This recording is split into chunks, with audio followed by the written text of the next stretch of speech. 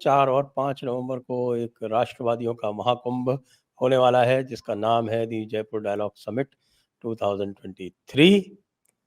और उसके लिए रजिस्ट्रेशन भी ओपन है। उसके लिए क्राउड फंड भी चल रहा है, क्राउड फंडिंग। और क्राउड फंडिंग का अभी तक हमने 5% टारगेट ही कंप्लीट किया है। तो आप लोगों से अनुरोध है कि अधिक से अधिक सहायता करके इस टारगेट को पूरा करवाएं। और जैसा कि आप जानते हैं, हमारे ओंकार जी भी उस महाकुंभ में उपस्थित रहेंगे।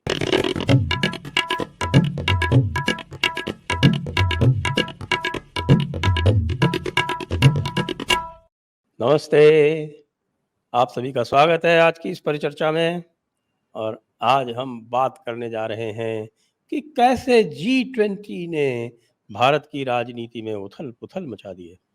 और हमारे साथ बात करने के लिए हैं ओंकार चौधरी जी, आपके जाने पहचाने। नमस्कार। नमस्कार ओंकार जी। तो ये जब G20 का आयोजन हो रहा था, तब मुझे लगता है कि नरेंद्र मोदी ने भी नहीं सोचा होगा कि G20 के आयोजन से ये टुकड़े टुकड़े इंडिया अलायंस जिसको बोलते हैं, उसमें इतनी सारी समस्याएं पैदा हो जाएंगी। कुछ चित्र आए हैं वहां के। नीतीश बाबू का परिचय अमेरिका के राष्ट्रपति से करा रहे हैं। हिमाचल के मुख्यमंत्री सुखविंदर सिंह सुक्खू का हाथ बड़ी मजबूती से पकड़े हुए हैं। कुछ गलबहियां करते हुए उन तफरी के मूड में मोदी जी उनसे कुछ कह रहे हैं। शायद ये कह रहे हों कि तुम्हें डर नहीं लगता क्या अपने हाई कमान से या 10 जनपद से? उन्होंने राजस्थान और छत्तीसगढ़ के मुख्यमंत्री को तो नहीं आने दिया, तुम कैसे आ गए? बहरहाल मुझे लगता है कि 2 राज्यों के मुख्यमंत्रियों के ना आने की एक बड़ी वजह ये भी हो सकती है, जिस पर आमतौर पर चर्चा नहीं हो रही है, कि दोनों ही राज्य चुनाव में जाने वाले हैं। लेकिन मैसेज क्या गया संजय जी? मैसेज तो ये गया कि मल्लिकार्जुन खड़गे को और सोनिया गांधी को नहीं बुलाया, इसलिए दोनों चीफ मिनिस्टर्स को रोक दिया गया। उनको बहाने बनाने के लिए कह दिया गया।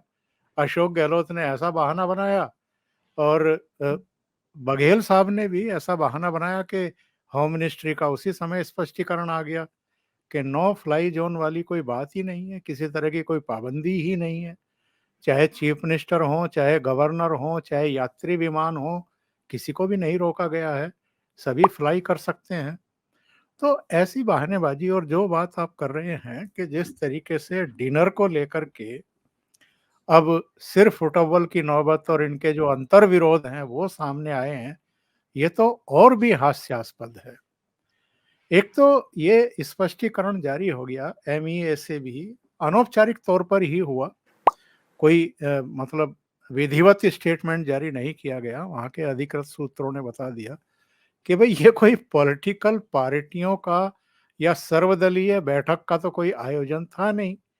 ये तो प्रेसिडेंट ऑफ इंडिया यानी प्रेसिडेंट ऑफ भारत की तरफ से एक निमंत्रण पत्र भेजा गया था। एक प्रोटोकॉल है, एक चीजें हैं कि किन किन को भेजा जाना है। जो इस तरह के अंतर्राष्ट्रीय आयोजनों के समय गाला डिनर होते हैं, उनमें किन किन को बुलाया जाता है, वो एक तय मानदंड हैं। और उसमें कम से कम ये एक्चुअल में सबसे बड़ी दिक्कत तो ये है ना कि सोनिया जी को क्यों नहीं बुलाया गया। इसलिए अब सोनिया जी मल्लिकार्जुन, का भाई खाली एमपी तो है और क्या तो है वो। खरगे जी का तो केवल नाम लिया जा रहा है कि वो नेता प्रतिपक्ष हैं राज्यसभा में और पूर्व केंद्रीय मंत्री हैं और कांग्रेस के अध्यक्ष हैं। तो ये एमईए के जो अधिकृत सूत्र हैं उन्होंने बता दिया कि भाई किसी पार्टी अध्यक्ष को नहीं बुलाया गया है। और भारत में तो 1600 पार्टियां हैं कुल मिलाकर के। तो वहां पर एक अलग से पूरा हॉल तो उनके लिए खोलना पड़ता है अगर सारी पॉलिटिकल पार्टियों के नेताओं को बुलाया जाता। पर मुझे लगता है कि मोदी जी भी चिकुटी काटने के बड़े शौकीन हैं, उनको आदत है। इनमें से कुछ को बुला लिया गया जो इनके नए नए गठबंधन दल के सहयोगी हैं। इनमें स्टालिन को बुला लिया, ममता बनर्जी को बुला लिया, नीतीश बाबू को बुला लिया, स्टालिन का भी एक फोटो आज आया है। उनको उनके साथ भी खड़े होकर के बात कर रहे हैं, अमेरिका के राष्ट्रपति का से परिचय करवा रहे हैं। कहने का आशय ये है कि इस डिनर जो पॉलिटिक्स थी या जो एक परंपरा होती है, उसने तो इनकी इनकी जो अंतर्कलह है, जो एक दूसरे के प्रति इनके विचार हैं, दबे हुए विचार हैं, वो फिर से उजागर कर दिए। और ताजा बयान तो अधीर रंजन चौधरी का है। अधीर रंजन चौधरी ने अपने बयान में ये कहा है कि ममता बनर्जी अगर डिनर में नहीं जाती तो आसमान नहीं टूट पड़ता। उनको अवॉइड करना चाहिए था। और अवॉइड किस लिए करना चाहिए था कि सोनिया जी को निमंत्रण पत्र नहीं भेजा गया या खरगे साहब को निमंत्रण पत्र नहीं भेजा गया, इसलिए उनको भी अवॉइड करना चाहिए था। तो टीएमसी ने उनको टकासा जवाब दिया है। उन्होंने कहा है कि जो प्रशासनिक प्रोटोकॉल होता है, ये हमें कांग्रेस से समझने की जरूरत नहीं है। हमें पता है कि प्रोटोकॉल क्या होते हैं और प्रोटोकॉल के तहत अगर बुलाया जा रहा है तो हमें वहां जाना ही चाहिए। दूसरी बात ये है संजय जी, अगर बांग्लादेश की प्राइम मिनिस्टर आ रही हैं तो पहले भी आपको याद होगा जब प्रधानमंत्री बांग्लादेश की यात्रा पर गए थे और कुछ समझौते ऐसे होने थे जिसमें पश्चिम बंगाल के प्रतिनिधि को भी वहां होना चाहिए था, तो वो बाकायदा ममता बनर्जी को लेकर के गए थे या शायद उस प्रोग्राम में ममता बनर्जी उपस्थित थी, अगर मुझे सही से याद है। बिल्कुल, बिल्कुल, बिल्कुल, बिल्कुल, बिल्कुल। जब ये आपका उद्घाटन हुआ था, ये मैत्री एक्सप्रेस जो दूसरी चली थी खुलना जी, तक, जी, जी। और जो जी, जी। बसेस चली थी ना, एक अगरतला से ढाका चली थी, एक ढाका से गुवाहाटी चली थी और एक ढाका से कलकत्ता चली थी। तो उस समय बिल्कुल ममता बनर्जी को लेके गए थे। और प्राइम मिनिस्टर नरेंद्र मोदी कम से कम प्रोटोकॉल का बहुत ध्यान रखते हैं और उसका पालन करते हैं। अ, बहुत सारे दर्शकों को याद होगा, ध्यान होगा कि जब प्रेसिडेंट प्रणब मुखर्जी थे तो उनको भी वो किस तरीके से, मतलब प्रोटोकॉल के अनुसार भी और प्रोटोकॉल के इतर भी सम्मान देते थे। और इसको लेकर के भी इनके पेट में मरोड़े उठते थे कि नरेंद्र मोदी जो हैं वो तो जाकर के उनके पैर छू रहे हैं राष्ट्रपति के। मतलब इनको लगता था कि प्रणब मुखर्जी हमारे हैं, हमारे बनाए हुए हैं, लेकिन वो तो नरेंद्र मोदी के हो गए। और वो इतने नरेंद्र मोदी और आरएसएस के हुए कि जब वो राष्ट्रपति नहीं थे और जब उनको बुलाया गया तो तब वो नागपुर भी गए। शायद राष्ट्रपति रहते हुए ही चले गए थे या बाद में गए थे। तो वो नागपुर भी गए, उन्होंने वहां भाषण भी दिया। इन्होंने लाख सिर पटके के प्रणब मुखर्जी ना जाए, वो गए। और बाद में मोदी सरकार ने उनको भारत रत्न, जो सर्वोच्च नागरिक सम्मान है, वो भी प्रदान किया। और तब पूरे देश ने देखा कि ना सोनिया गांधी, ना राहुल गांधी, ना प्रियंका वाड्रा और ना ही कांग्रेस के सीनियर नेता, केवल जो प्रणव दा के साथ उनकी मिनिस्ट्री में सहयोगी थे, शायद आनंद शर्मा और एक दो लोग और, वो वहां दिखाई दिए थे जिनके उनसे निजी नजदीकी संबंध थे। बाकी ये गांधी परिवार नहीं गया था। तो जो प्रधानमंत्री इनके बारे में कहते हैं कि ये घमंडिया गठबंधन है, तो कितना घमंड है, कितना अहंकार है। 9 साढ़े 9 साल हो गए सत्ता खिसके हुए। और सत्ता भी कैसी थी, कहीं का ईंट कहीं का रोड़ा, भानुमति ने कुनबा जोड़ा।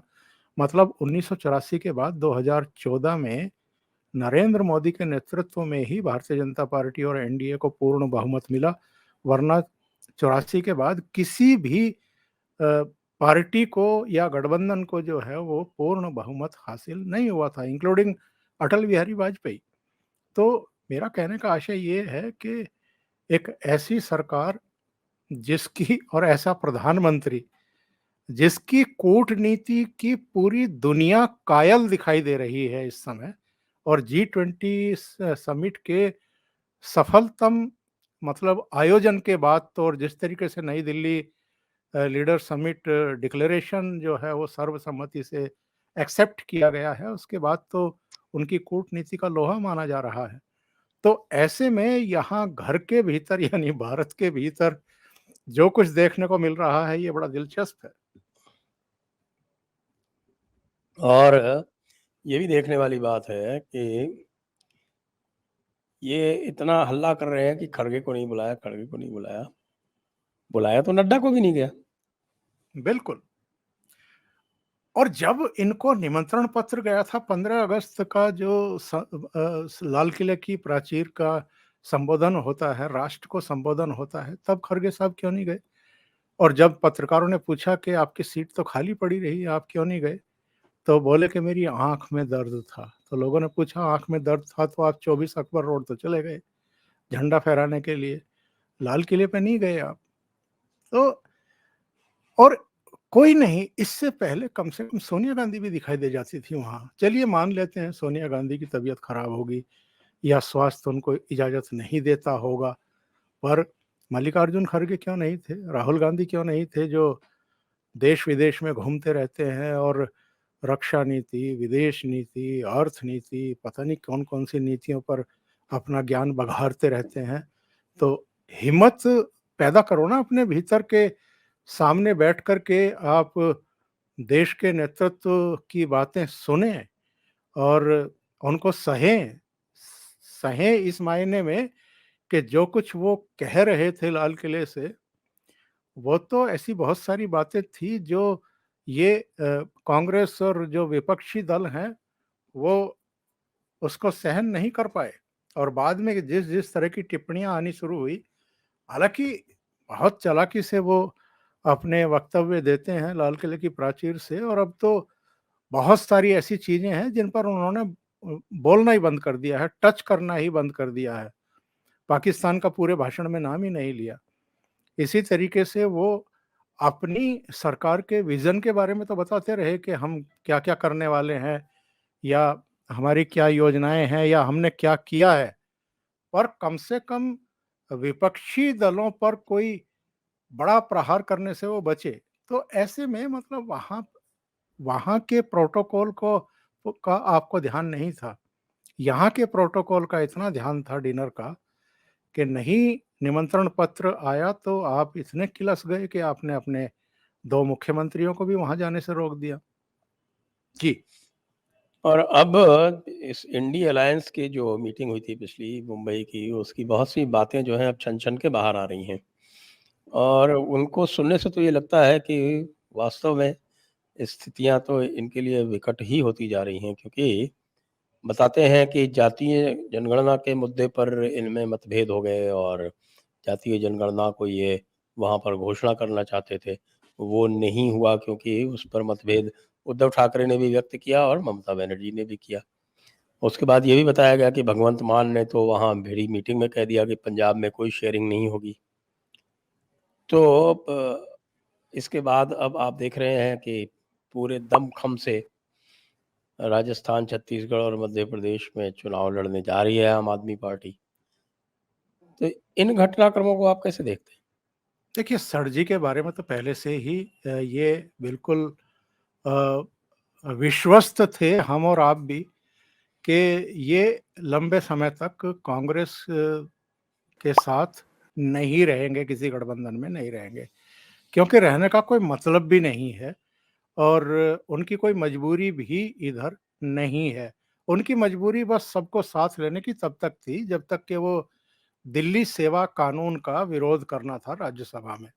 उसके बाद कांग्रेस की और दूसरे दलों की आवश्यकता खत्म हो गई अरविंद केजरीवाल के लिए।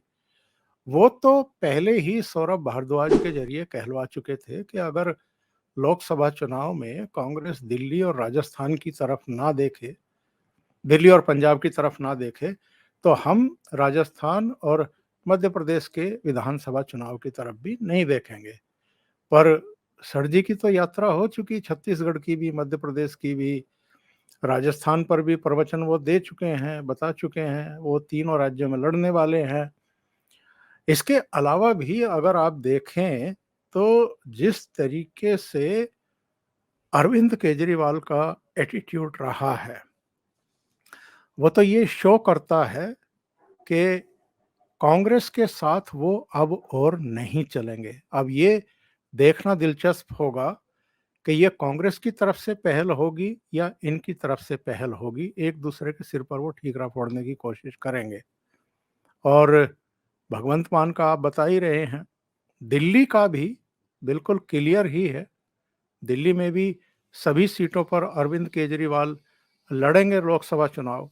कांग्रेस भी अपने प्रत्याशी उतारेगी तो दिक्कतें इनकी बढ़ेंगी।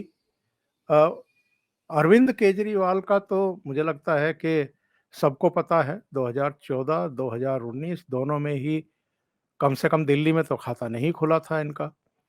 पंजाब में 2014 में उनको 4 सीटें मिल गई थी, लेकिन 2019 में वो सिमट करके संगरूर तक रह गए थे, जहाँ से भगवंत मान जीते थे।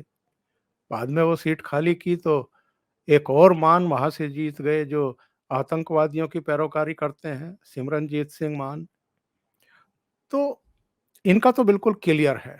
जो दूसरी बात आपने कही थी कि वहाँ पर जातीय जनगणना का एजेंडा आगे बढ़ाने की कोशिश की गई थी, लालू जी के द्वारा, नीतीश बाबू के द्वारा और अखिलेश यादव के द्वारा, तो वो सिरे नहीं चढ़ी और ना चढ़नी थी, क्योंकि इसका जो इनके दूसरे घटक दल हैं, उन्हीं को बड़ा नुकसान होने की आशंका अपने-अपने प्रदेशों में थी।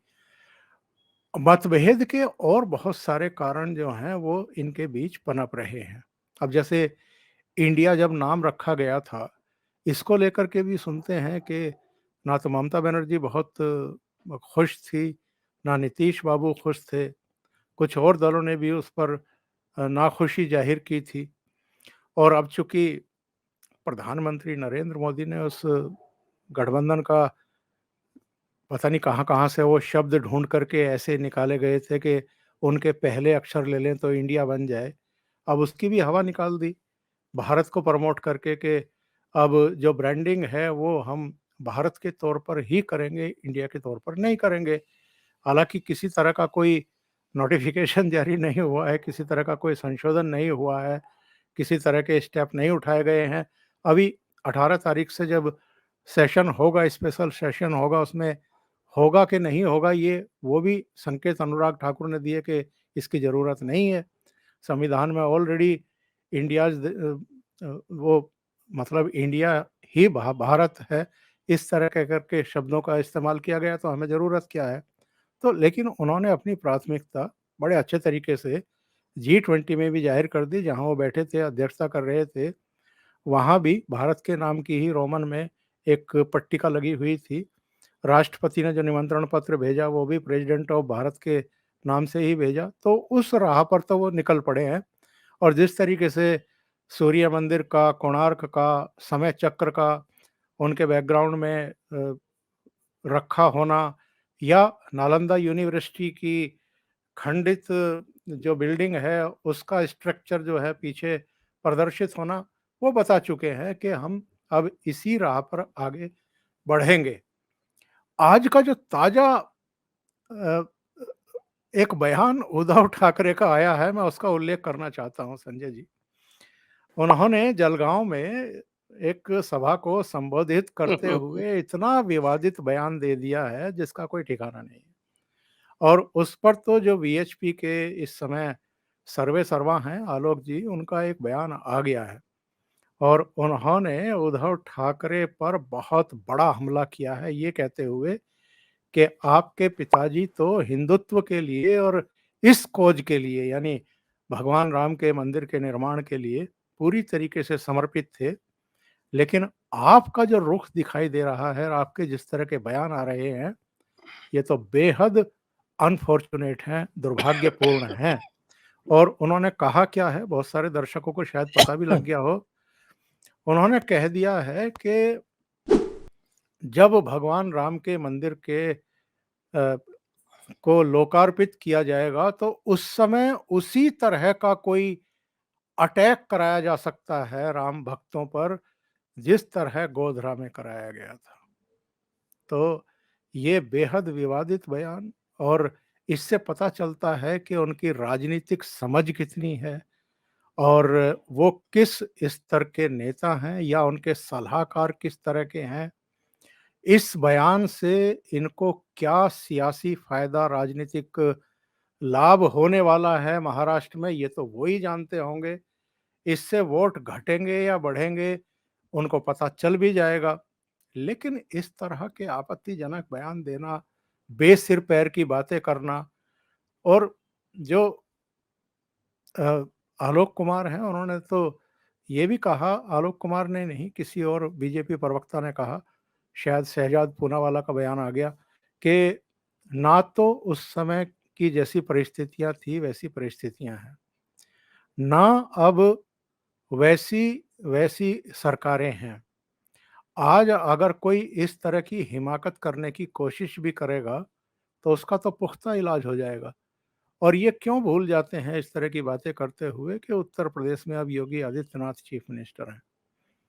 कोई यहाँ किसी तरह की हरकत करेगा भी तो उसको तो सीधे 72 हुरों के पास भेजा जाएगा। उससे नीचे तो कोई उनके रुकने का कोई इंतजाम ही नहीं है। जी संजय जी। मैं दर्शकों से अनुरोध करूंगा कि आप चैनल को सब्सक्राइब करें और इस वीडियो को शेयर करें, लाइक करें। आपको ये भी याद दिलाना है कि 4 और 5 नवंबर को एक राष्ट्रवादियों का महाकुंभ होने वाला है, जिसका नाम है दी जयपुर डायलॉग समिट 2023, और उसके लिए रजिस्ट्रेशन भी ओपन है। उसके लिए क्राउड फंड भी चल रहा है, क्राउड फंडिंग, और क्राउड फंडिंग का अभी तक हमने 5% टारगेट ही कंप्लीट किया है। तो आप लोगों से अनुरोध है कि अधिक से अधिक सहायता करके इस टारगेट को पूरा करवाएं। और जैसा कि आप जानते हैं, हमारे ओंकार जी भी उस महाकुंभ में उपस्थित रहेंगे, उसके भाग होंगे।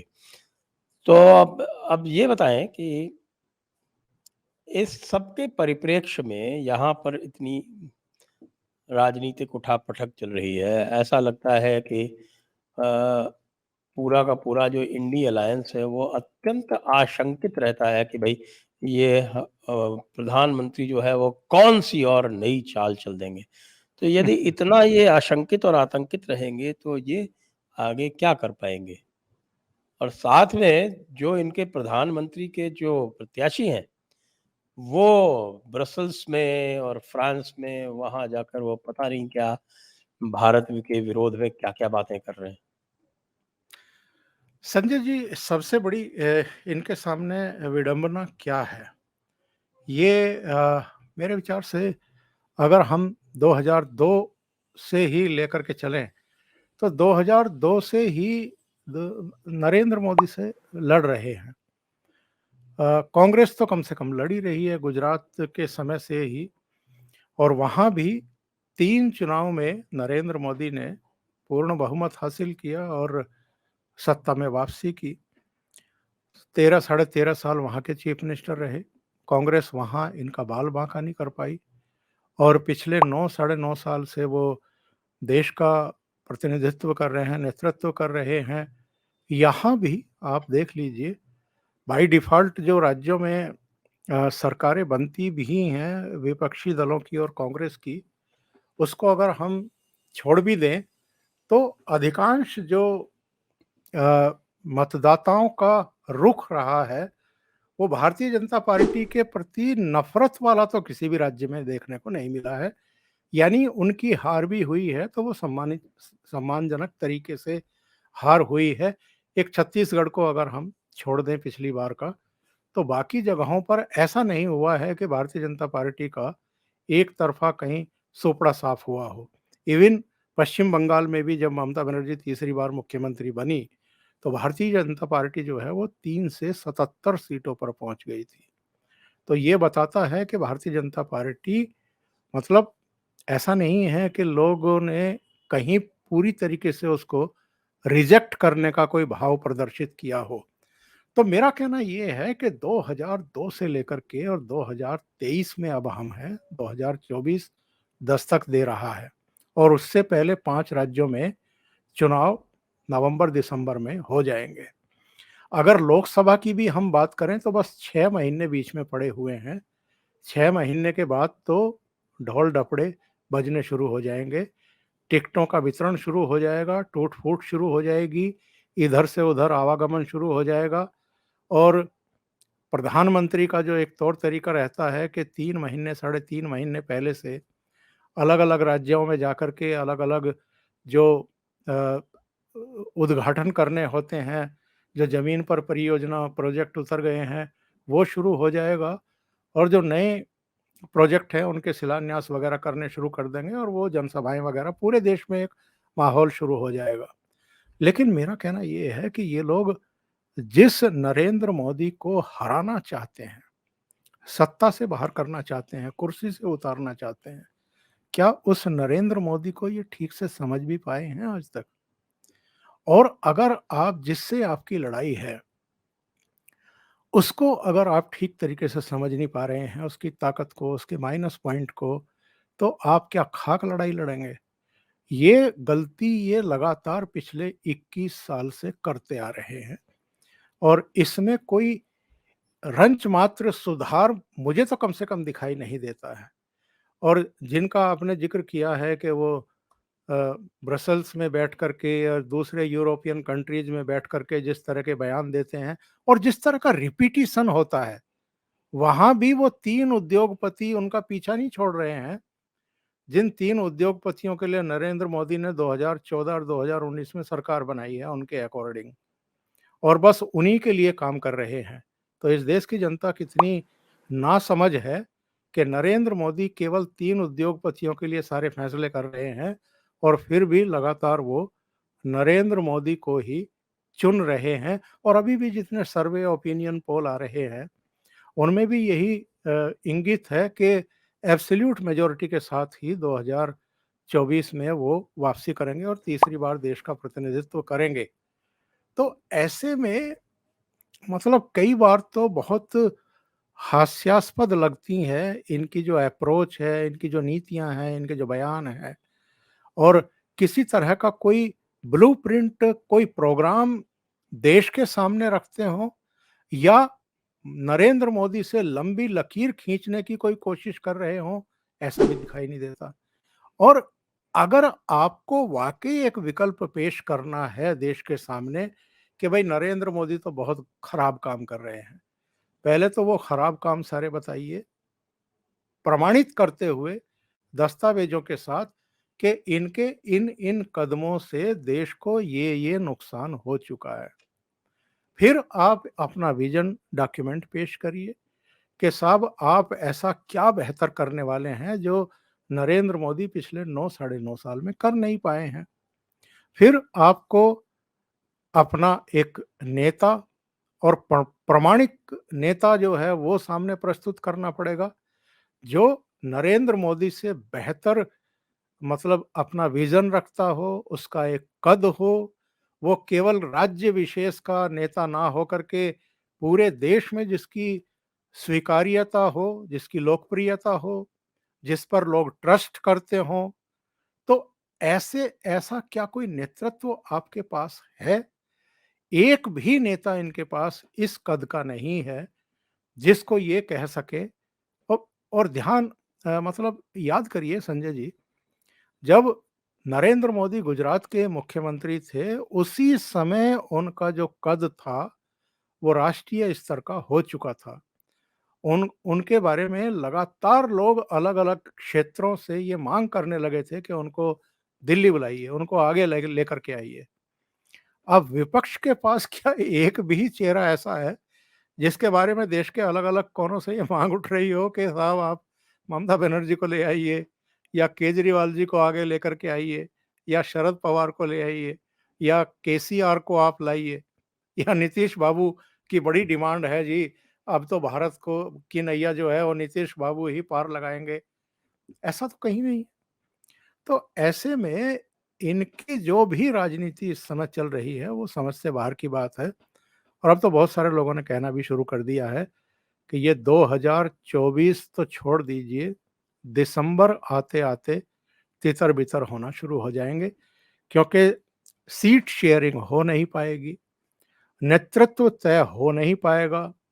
ममता बनर्जी हों या दूसरे कुछ चेहरे हों, राहुल गांधी के नाम पर वो तैयार होंगे नहीं और कांग्रेस राहुल गांधी के अलावा किसी दूसरे नाम पर तैयार नहीं होगी।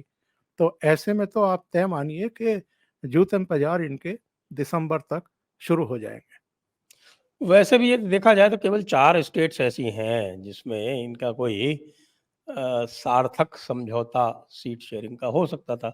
एक पंजाब, एक दिल्ली, एक बंगाल और एक केरला। वहाँ हो नहीं रहा है।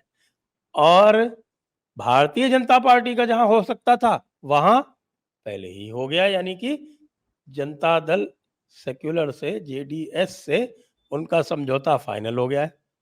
अब केवल इतना बचा है कि भाई जेडीएस को 4 सीटें मिलेंगी या 5 मिलेंगी। तो आप देख सकते हैं, तुलना करिए जरा दोनों की गति में। और बिहार में भी वो जाल बिछा चुकी है। बिहार में भी उसकी रणनीति लगभग तैयार है। वहां तो उनका वैसे पहले से संगठन है महागठबंधन, तो इसलिए उसको मैंने वो 4 प्रदेशों में नहीं गिना। हाँ, भारतीय जनता पार्टी का मामला बिल्कुल बिहार में भी लगभग सेट है। बिल्कुल, बिल्कुल, सॉलिड है।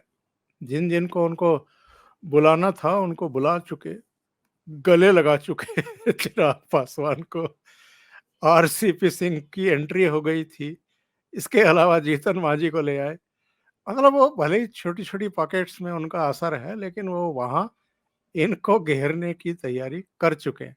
तो भारतीय जनता पार्टी की तो जैसे मैंने कहा कि उनकी जो तैयारी है वो बड़ी पुख्ता होती है, बहुत ही मजबूत होती है। और किस-किस को क्या-क्या करना है, किन-किन को संगठन से, गठबंधन से जोड़ना है, वो सारा कुछ उनका तैयार हो चुका होता है। तो वो तो बिल्कुल एकदम तैयार हैं, लेकिन ये लोग तैयार नहीं हैं। और एक बड़ी मज़ेदार बात है, बिहार पटना में जब ये लोग इकट्ठा हुए, तो इन्होंने 2 दिन का रखा वहाँ। बेंगलुरु में गए, 2 दिन का रखा। मुंबई में गए, 2 दिन का रखा। और तीनों जगह 4 से 5 घंटे से ज़्यादा की मीटिंग नहीं की इन्होंने। और नतीजा क्या निकला इन 3 बैठकों से? नतीजा कुछ भी नहीं निकला। मतलब ना तो आप नेता तय कर पा रहे हैं, संयोजक तय कर पा, नेता तो छोड़ दीजिए, नेता तो शायद तय भी नहीं कर पाएँगे कि भई कौन प्राइम मिनिस्टर का हमारा चेहरा होगा। बाद में ये यही कहेंगे कि जी जब नतीजे आ जाएँगे तब प्राइम मिनिस्टर अपना चुन लेंगे हम लोग, नेता चुन लेंगे। पर कम से कम संयोजक चुन लेते, कोई चेयरमैन बना लेते, उस पर भी सहमति नहीं हो रही। बाकी तो छोड़ दीजिए, सीट शेयरिंग और लोगो तक तय नहीं कर पा रहे हैं। लोगों पर भी झगड़ा हो गया मुंबई में कि नहीं जी ऐसे ठीक नहीं लग रहा है, इसमें ये संशोधन होने चाहिए, इसमें वो होने चाहिए। जो कमेटी गठित की थी, वो कमेटी की भी कोई मीटिंग हुई है अभी तक? मुझे तो पता नहीं चला। हम तो लगातार मतलब खबरों के बीच में ही रहते हैं। तो केवल एक मैसेज देने के लिए कि जी हम इतने दल इकट्ठा हो गए हैं, 26 या 28 दल इकट्ठा हो गए हैं और बस अब मतदाताओं को अपना मन बनाना है कि वो नरेंद्र मोदी को हटाएं और हमें जो है वोट दे दें, ताकि हम अपना एक चेहरा लेकर के देश की सेवा कर सकें। अब वो किस तरह की सेवा अतीत में भी कर चुके हैं, ये सारा देश जानता है। मनमोहन सिंह के नेतृत्व में जब गठबंधन सरकार थी तो किस-किस तरह के कांड नहीं हुए, वो सब भी लोगों को अभी तक डराते हैं। जी संजय। जी, तो इस स्थिति में देखें तो जो हमारे जो पोल प्रेडिक्शंस जो हैं, उनकी जो भविष्यवाणियाँ हो रही हैं और जिसमें वो भारतीय जनता पार्टी को अकेले मेजॉरिटी दे रहे हैं, वो तो सही साबित होंगे ही, ऐसा लग रहा है। बिल्कुल, बिल्कुल लग रहा है। और अभी बहुत सारे लोगों ने मुझे मैसेज अभी भेजे। वैसे घोसी को लेकर बड़ा उत्साहित हैं हमारे वही उत्तर प्रदेश के लोग।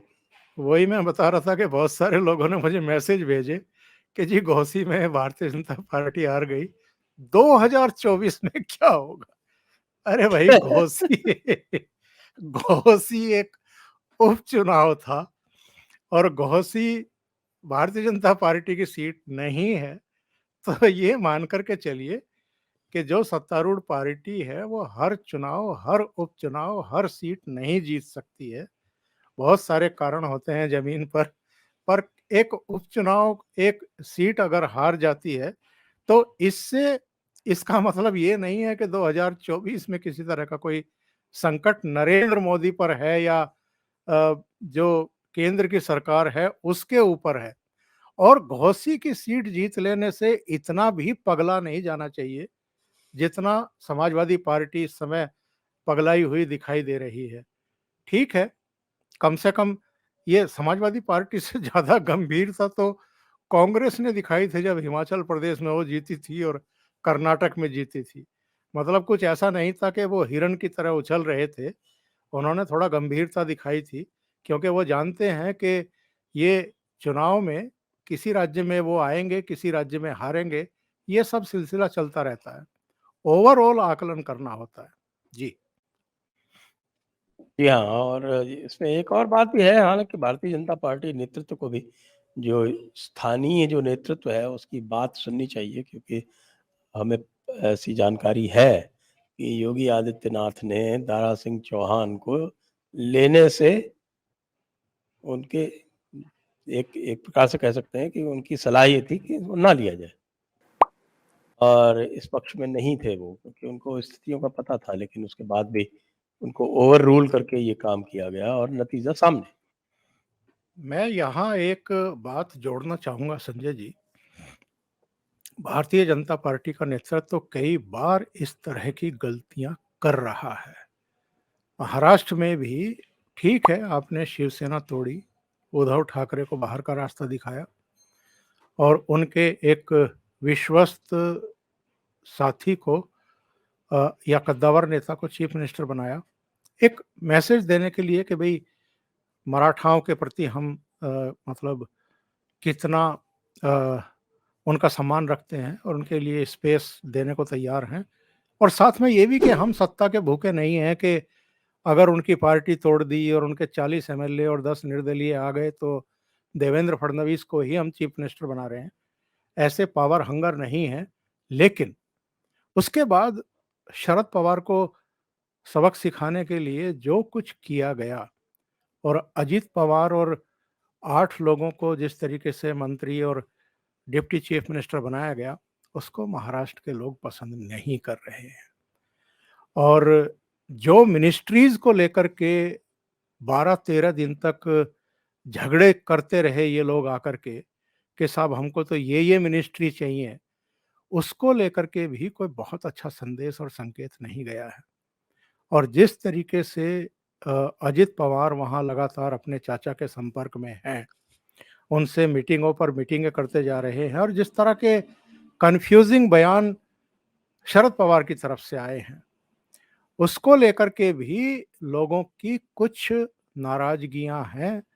और बहुत सारे लोगों का कहना है संजय जी कि महाराष्ट्र में ऐसा ना हो। लोकसभा चुनाव में तो फिर भी चूंकि नरेंद्र मोदी एक प्रामाणिक नेतृत्व हैं और लोग उनको प्यार करते हैं, उनको चाहते हैं, उनका एक कद भी है। लोकसभा चुनाव में हो सकता है भारतीय जनता पार्टी को उतना नुकसान ना उठाना पड़े, पर विधानसभा के चुनाव जब 6 महीने बाद होंगे, तो भारतीय जनता पार्टी को लेने के देने पड़ सकते हैं, ऐसा भाव वहाँ से आ रहा है। और ख़ास तौर से स्पेशली अजित पवार को डिप्टी चीफ मिनिस्टर बनाना और उनके साथियों को मंत्री बनाना, ये इनको भारी पड़ सकता है। लोग तो अब ये कहने लगे हैं ना कि भई 3 दिन पहले तो प्रधानमंत्री मध्य प्रदेश में कह रहे थे कि 70,000 करोड़ के घोटाले से इनके तार जुड़े हुए हैं। और तीसरे दिन जो है 2 जुलाई को पता लगा कि शपथ ग्रहण हो रही है इनकी। तो लोगों के गले से ये चीज़ें उतर नहीं रही हैं। जी, जी, बिल्कुल, बिल्कुल सही कह रहे हैं आप, क्योंकि आप ये देखें कि उत्तर प्रदेश के बाद महाराष्ट्र में ही सबसे अधिक सीट्स हैं, यानी 48 सीटें हैं, और इस 48 में से 26 तो भारतीय जनता पार्टी का जो एनडीए अलायंस है वो जीत के आया था। बिल्कुल, सॉरी, 48 में से 42, केवल 6 42। सीटें जो, और हाँ, हाँ। जिसमें से 25 सीटें, बल्कि 42 नहीं, 43, 25 नहीं, 24 और 18, 42। तो 4 इसके सीटें एनसीपी की आई थी, 1 कांग्रेस की आई थी और 1 वो औरंगाबाद वाली, संभाजी नगर औरंगाबाद वाली वाली, आई थी। वो असदुद्दीन ओवैसी की पार्टी की आई थी। तो एक निर्दलीय भी जीती थी अमरावती से। हाँ, अमरावती से निर्दलीय जीती थी। ये जो है ये कुछ जमती नहीं है बातें इस तरह की करनी, आपकी बात बिल्कुल सही है। तो अब आगे देखते हैं होता क्या है। पश्चिम बंगाल का जो चुनाव था वो भी एक इंडिकेशन है कि उपचुनाव में तो यद्यपि वहाँ पर पलड़ा हावी ही रहता है टीएमसी का, लेकिन बहुत ही नज़दीकी मामला रहा वहाँ पे भी उपचुनाव में। तो इससे ये लग रहा है कि भारतीय जनता पार्टी की स्थिति वैसी नहीं है जैसी बहुत से लोग आकलन कर रहे थे कि वहाँ उनकी स्थिति लोकसभा में खराब होगी। सूचना यही मिल रही है संजय जी कि पिछली बार चूंकि 18 सीटें जीतने में कामयाब हो गई थी भारतीय जनता पार्टी, और दोनों मुख्य दलों के बीच में वोट शेयर का अंतर भी करीब करीब 3% का ही रह गया था। भारतीय जनता पार्टी को 40% का वोट शेयर मिल गया था और टीएमसी 43 दशमलव समथिंग पर थी। तो और जिस तरह से ममता बनर्जी के नेतृत्व को ये जो गठबंधन बना है वो एक्सेप्ट नहीं कर रहा है, या उनके चेहरे को लेकर के किसी तरह की कोई सहमति नहीं है, तो मुझे नहीं लगता कि लोकसभा चुनाव में टीएमसी को या ममता बनर्जी को उस तरह का कोई समर्थन वहाँ मिलने वाला है। और ऐसा लगता है कि जहाँ तक लोकसभा चुनाव का सवाल है तो वो शायद अपना बेस्ट परफॉर्मेंस अगर करे भी तो जो जितनी सीटें उनकी 2019 में थी शायद वहीं तक वो पहुंच पाएंगी। और भारतीय जनता पार्टी को 18 से माइनस तो नहीं होंगी, प्लस ही होंगी। वो 2 सीटें हों, 3 सीटें हों, 4 सीटें हों, बस ये देखने वाली बात है। तो आज की चर्चा को यहीं पर विराम देंगे। आपका बहुत-बहुत धन्यवाद बहुत ओमकार जी, धन्यवाद आपका। और दर्शकों का बहुत-बहुत धन्यवाद। जय हिंद, जय भारत, वंदे मातरम। वंदे मातरम।